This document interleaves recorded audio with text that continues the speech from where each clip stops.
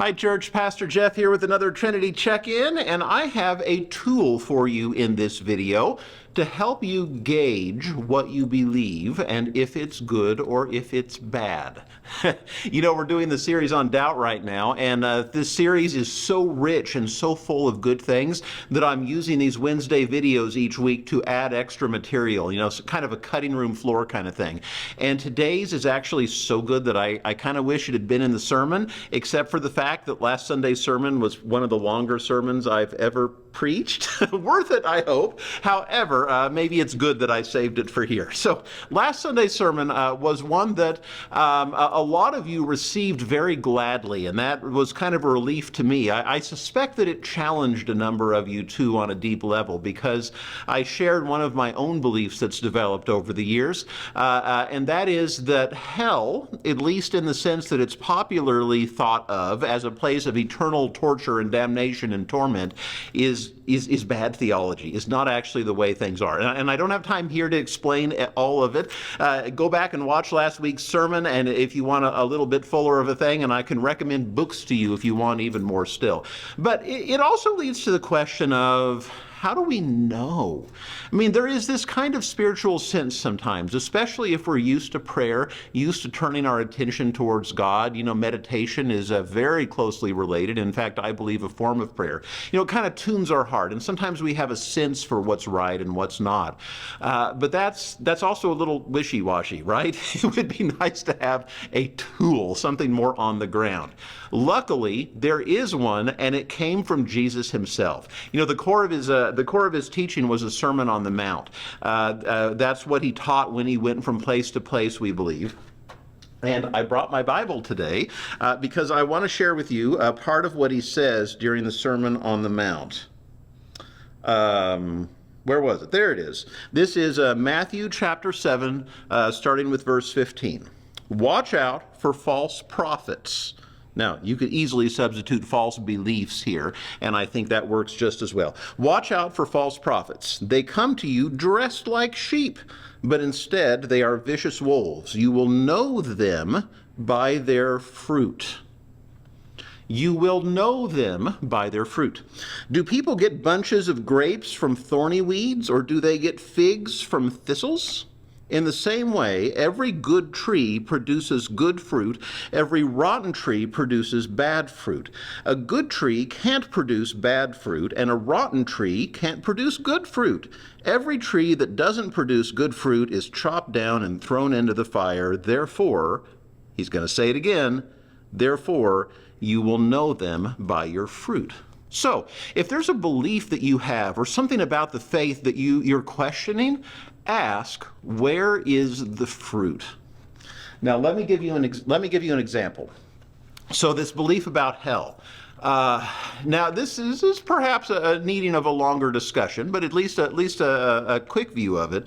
If you believe that hell is a place of eternal damnation, if you believe that what the Bible says is that we're judged when we die and that's the end of it, if we do not cut the mustard, then we are in eternal torment for the rest of all eternity. If that's what you believe, what fruit does it bear?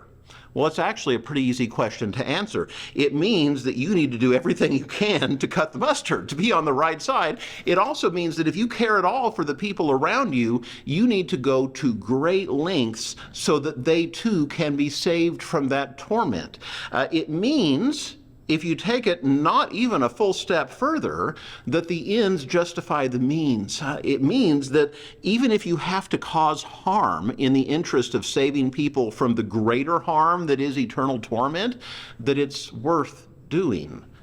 And we all know that that's led to some terrible practices of so-called evangelism in our world, right? That is the fruit that is born. It means looking the other way. If someone is saving a lot of people from hell but doing bad things on their own, it means looking the other way because it's worth it? That's the fruit born by that belief, right? And that, in fact, is one of the reasons that I started to doubt belief in hell as eternal torment. And in fact, look at it the other way. What is the fruit born by believing that God's grace is is not only bigger than we can imagine, but God's grace extends even after death.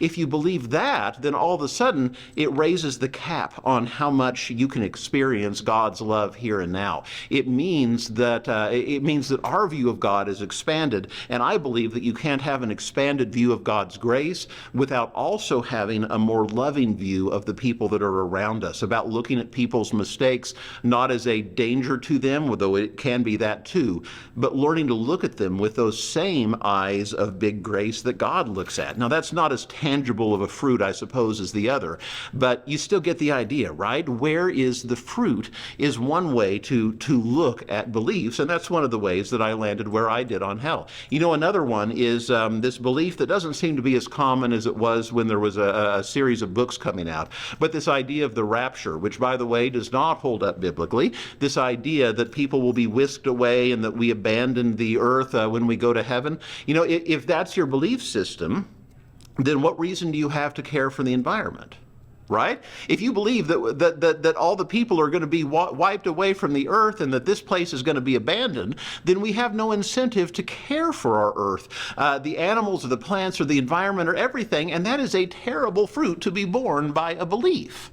But on the other side, if you believe, as I shared last Sunday, what it says in Revelation 21, that God's home is here among mortals, that resurrection is something that involves not only heaven, but here too, just as we saw with Jesus, that this earth is our eternal home as well as God's, well, then the incentive is for us to, as I used the metaphor in the sermon, to lay more stones, to build the cathedral, to make this world more like God intends, to prepare it, to prepare the world for eternity. And that is a much better fruit to be borne by a belief. So, as Jesus himself said, beware of false prophets, beware of false beliefs, I think we can safely say. You will know them by their fruit. Now, that's enough. But I have a bonus to share with you today. Our retired pastors are about to make a face at what I'm going to show you next. Every year on January 31st, that's today, every United Methodist Church has to turn in one of these.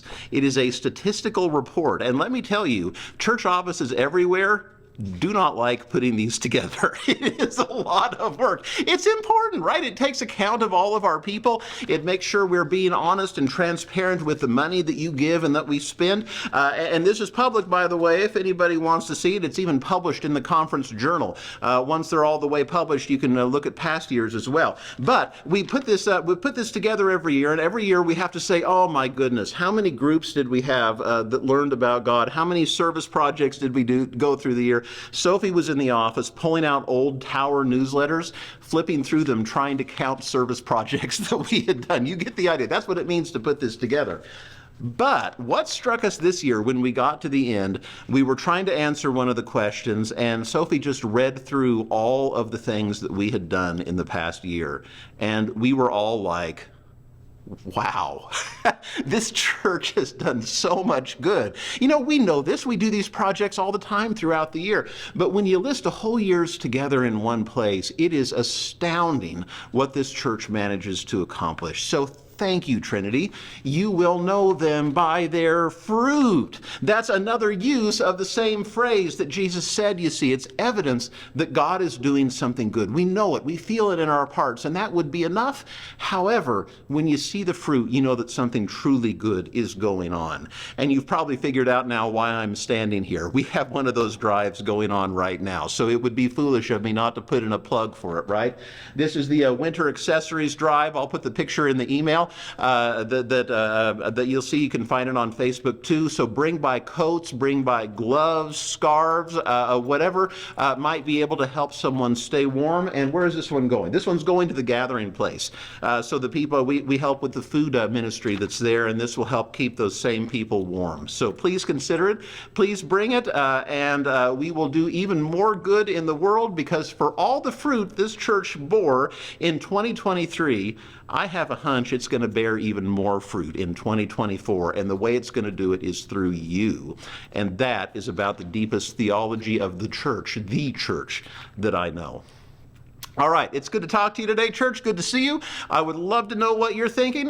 Send me an email, reply to the one that you got this video through, or on Facebook. I always love to see the comments. In the meantime, stay warm, a little easier than it was, and I look forward to seeing you soon.